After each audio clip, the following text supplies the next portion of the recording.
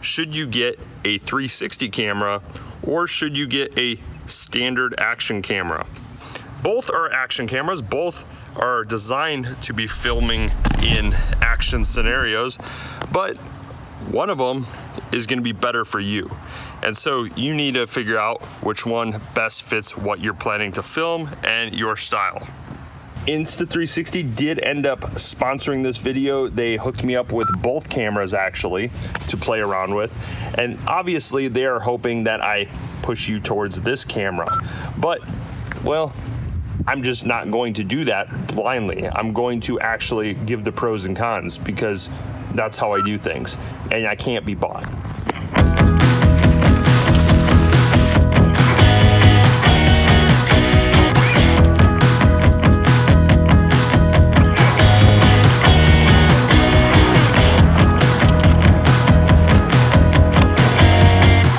Right now I'm using my iPhone, but anytime you're wondering what camera is being used, just check down here in the bottom corner and you will see a label showing what camera is going to be used. The Insta360 X5 changed the way I filmed. It made my life so much easier. I was able to focus on the event or on the activity that I was doing instead of focusing on where the camera was aimed, because for the most part the camera saw everything, and so I never really had to worry if the camera was perfectly aimed at anything and whether or not the object that I was focused on was in frame, because everything was largely in frame because it captures a sphere of video. The Insta360 X5 is capable of so many cool shots, and I'm gonna kind of categorize them, and then we'll kind of talk a little bit about the GoPro Hero 13 as well, but I'm gonna categorize the Insta360 X5 shots as this: fake drone shots, the impossible shots, and then we're also gonna look at the tiny planet shots, which are kind of a fun, quirky way of doing things. But to me, those are the three main ways that people are using this camera. Some people also will do hyperlapses, they'll do time lapses, they'll do some of those functions like they would use in other cameras. The only difference is they are essentially capturing a sphere of video instead of one single frame like you would with a traditional action camera or traditional even phone camera.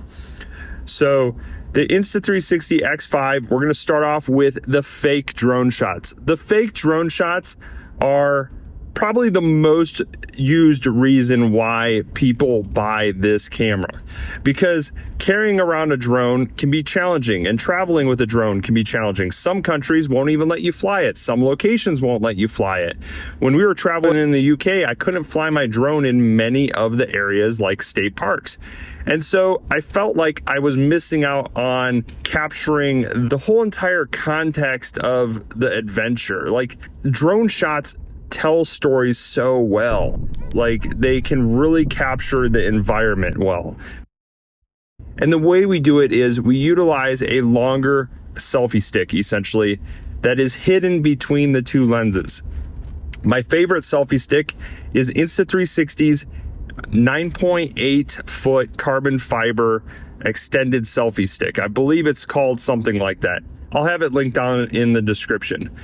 The 9.8 foot selfie stick, it really allows you to zoom out from the shot and get that really like crisp, de-warped, flat drone shot. Versus if you've seen some Insta360 content or some 360 camera content, you'll notice sometimes you get a little bit of a fisheye appearance. You can turn off the fisheye appearance within the editing software. And having that longer selfie stick allows you to get a better looking drone shot. Most of my boat shots, or the shots where I look like I have a drone and it's filming my boat or my kayak, or it's filming me fishing, most of those shots are done with the X5 Insta360 camera. Now let's go into impossible shots. Insta360 X5 is all about the impossible shots. You know, being able to switch between looking at me and looking, forward, having this warped perception of going from like a tiny planet view to now it's like we're in a tunnel to just all sorts of crazy shots. It blows people's minds, but it can be overdone. You can use too much of this perspective and then the video it doesn't feel right. It feels weird. So it's more or less for creating bursts of engagement. That's when you use some of these impossible shots. You wouldn't want to use this very frequently. You would want to just have little bits of this in your videos to boost engagement and kind of have a person thinking, how was that done? Because you can choose what the camera sees, and basically after you've already recorded the video file, you go home and you can create infinite different videos from that one recording, that one video file, which is just hard to even fathom. So as a content creator, being able to edit a single file in multiple different ways, it gives you so much flexibility, and you can edit it for short form or long form content. So you can do 9:16 or 16:9 aspect ratio from the desktop software or from the app, and it does it all from one file. Versus if you had a traditional action camera, like let's say our GoPro Hero 13, we would have to start and stop the camera multiple times and create multiple files to get a similar type effect, but it still wouldn't be as smooth and as jaw-dropping or shocking. Like there's something special with how it creates a sense of awe. And you're just like, how on earth did the creator do that shot? And that creates engagement. That's what keeps people watching the video.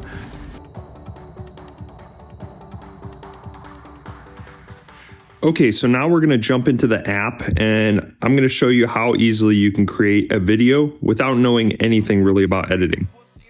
This is a template right here, and this is an AI template. And basically you click the video files from your X5 that you want to use in the template, and the AI does the rest. Look at the AI is applying the template, and boom, we have a video. Now we can change that into a vertical video for Instagram and TikTok and stuff. And that's really easy. Right now I'm clicking the little box though, and I'm putting the focus back onto the boat, because the AI wasn't perfect, but it's pretty darn perfect. And in about a minute and a half, we have a video. This is the desktop software. This is Insta360 Studio. It is free. And here we are keyframing. So we're clicking that little button there in the bottom right-hand corner as we go across the timeline. And we are changing our pan, tilt, and zoom. And basically we click that button again, and what is going to happen is we're creating a new video where that's the perspective, and then this next little yellow dot, which is the next keyframe, goes to there, and we can keep dropping these keyframes on here while adjusting our pan, tilt, and zoom. So right now we have 6 different keyframes here, and when we export, we'll have a smooth video with smooth transitions between these different perspectives.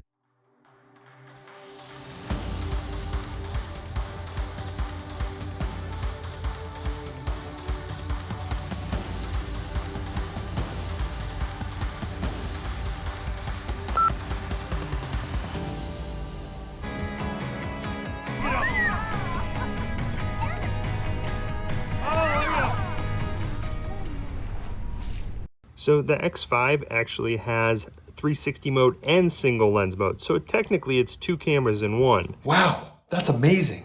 So you'll see here, right now it's in single lens, and we can also put in single lens pure video mode for in low light situations, or we can jump back to 360 and you'll see here we got 360 camera. So also in single lens mode, you can switch between the forward facing camera and the rear facing camera, just like a cell phone. Also, you can change your field of view. So here's a look at single lens mode. So single lens right now is shooting in 4K, and yeah, it's, you know, just a really nice wide action shot that you would expect from a single lens action camera. This is a look at mega view with the single lens mode. This is a look at action view with single lens mode. This is a look at the ultra mode or ultra view from single lens view. This is a look at the de-warp mode on the single lens mode.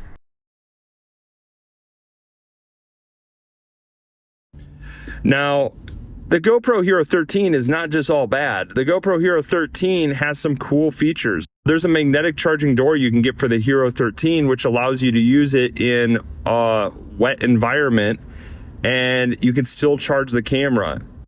I think Insta360 should do this. Then I think it would be like the perfect camera. I wish the Insta360 X5 had this magnetic charge door, because this is super cool. It allows people that are boating, fishing to run their camera from a larger battery pack and still have their camera be waterproof. Now, Insta360, they do have these charging doors, but they're not really fully waterproof. They're more like splash resistant.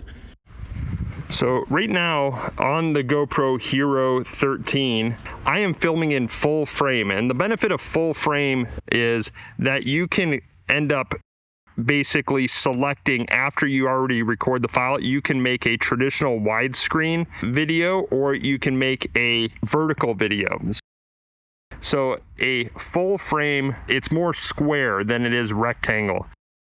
And so you can, with that footage, end up making your vertical footage or TikToks. You can make your reels, you can make your YouTube shorts out of the full frame that the GoPro and some of the other action cameras produce. And the other aspect is the GoPro Hero 13 is going to provide very crisp footage. You know, when you look at reframed 360 content, it does lack a little bit of the crispness and sharpness. But what you gain in versatility, many creators would say it's worth it. So many creators still love using them. But there is something to be said about the sharpness, the clarity, and just the pop that the GoPro Hero 13 does provide in video quality. GoPro cameras are known for having such vivid, rich color profiles out of the camera. Just without any color editing, it just looks rich. The lens on my helmet to the leaves and the trees. But if I had to choose one, I'm probably going to end up choosing the X5 every single day. It's just too good of a camera to not pack along. You know, they're doing such a good job. And their ecosystem of how their cameras interact with the software and the user interface is so smooth. It makes it easier with my editor, I feel, because I can sync up the footage to the cloud. Now, GoPro does have the cloud as well, but I just feel like the user interface is more crisp and less glitchy.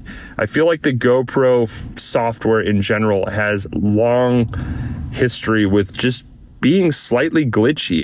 The Hero 13, it is definitely a decent camera for the money, but there's just other better cameras out there.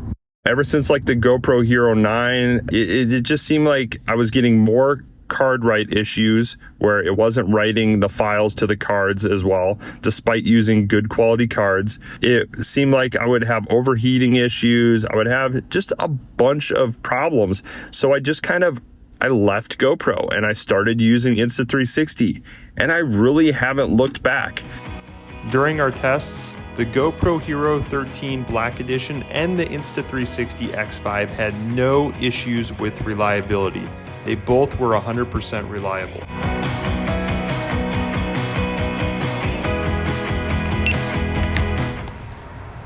Okay, so right now I'm going to test underwater footage without a dive housing. So I have in my right hand the Insta360 X5, and in my other hand I have the GoPro Hero 13. We are going to end up putting these underwater and we're going to see what it looks like. So this is under my dock. We're going to put the cameras underwater. You 100% need the dive housing if you're going to use the Insta360 X5 underwater. This footage is not usable. It's very grainy. It doesn't have any sharpness. The GoPro, however, without the dive housing, has very good footage. It looks nice and crisp and sharp. In a later clip here in this video, I'll show you what the X5 looks like with the dive housing. Okay, so we just put them underwater. What do you think? Which is the better image quality with just the camera, no housing? So underwater, both of these cameras can film, but this camera doesn't need a housing to film really well, and this camera really should have a housing if you're gonna want to film underwater. It is worth noting that both of these cameras can connect to Bluetooth wireless microphones. So other things we didn't mention, both cameras have voice activation. In fact, I found out by accident that the GoPro had voice activation because I ended up accidentally activating it and I was stopping my recording on accident. So let's say you like the GoPro single lens. Which camera though has the better ecosystem of single lens cameras? Well, this is the Insta360 Go Ultra, and it has some amazing pure video low light performance that we're gonna compare to the GoPro. Something specifically that Insta360 has. Right now we're gonna go into this dark room here, which is just my bathroom. It's a place where there's no windows, I can control the light. And we're seeing which one looks better. So in my left hand right here is the GoPro Hero 13 Black, and over here is the Insta360 Go Ultra. So now I'm gonna walk back out into our dim room here. Okay, which one looked better? Because that kind of gives you an idea on the sensor performance. Same environment for the Insta360 X5. Well, I can see myself, so that's a plus. And this is in pure video mode on the Insta360 X5. The Insta360 X5 recognizes when you're in a low light situation, and it will end up recommending pure video mode. So yeah, okay, so I went into full manual mode on the GoPro. I tweaked the settings a bunch to try to get the best low light I can. I'm at 5.3K, low frame rate. I have the ISO adjusted, everything to try to make it as good as I can. And let's see if it's any better, if it will. I can't see myself in the display, so I don't think it's going to be as good as the Insta360 for low light. The GoPro failed the low light test, but that's not a big surprise because the Insta360 cameras that I showed have a much bigger sensor.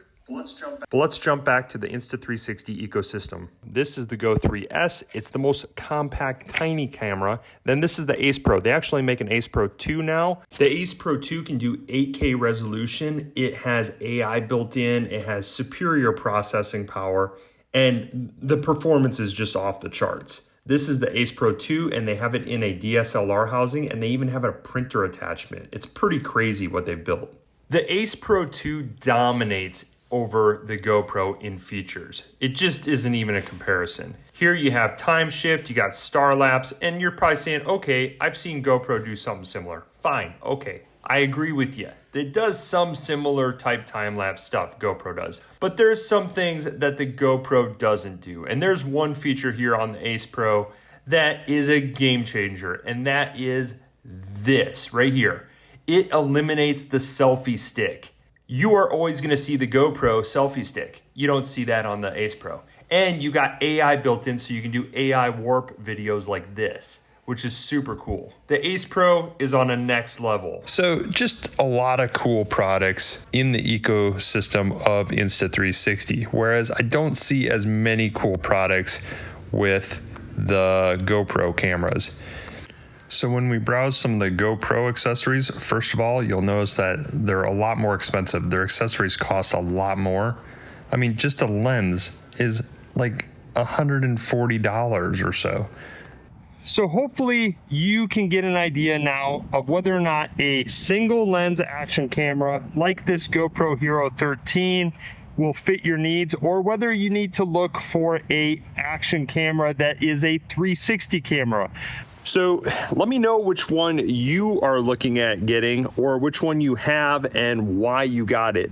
Also note that Insta360 does have single lens action cameras.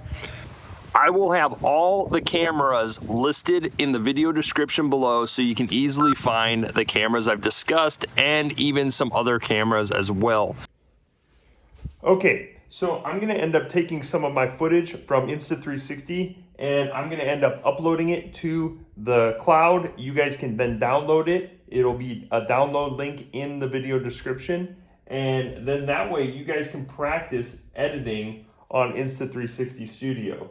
So you'll be able to take my files, play around with them, move around, look around, and get kind of the Insta360 experience. So hopefully this helps you decide whether or not this camera would be for you or whether or not you need to look at a single action camera type setup, which I'll have those links also down below.